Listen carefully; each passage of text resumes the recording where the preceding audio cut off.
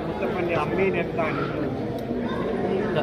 ഈ മുത്തപ്പൻ്റെ അമ്മേനെ വിളിക്കുക ഈ ക്ഷേത്രപ്പഴമാണ് ആ മുത്തപ്പൻ്റെ അമ്മേനെയും ആ പുറകാലങ്ങളൊക്കെ വിധവകളൊക്കെ ഉണ്ട് ഇന്ന് ദേഹം ഇവിടെ ഉണ്ടെങ്കിൽ ഇവിടെ മനസ്സോടിയില്ല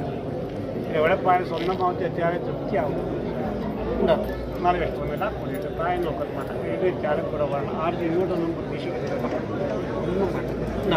ഞങ്ങളുടെ തറവാട് ഞങ്ങളുടെ കുടുംബങ്ങളെ ആ ചിരിയും കളിയും ആ യോജിപ്പും ആ ഐക്യം ആ സ്നേഹം ഒരിക്കലും കുറഞ്ഞു പോകരുതേ എന്നൊക്കെ വാക്കുണ്ട്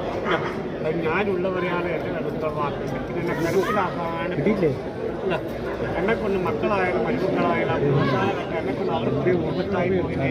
എൻ്റെ മുഖത്തേക്ക് കുറിച്ച് പറയാൻ പാടില്ല ആവശ്യമില്ല അതുകൊണ്ട് ആദ്യം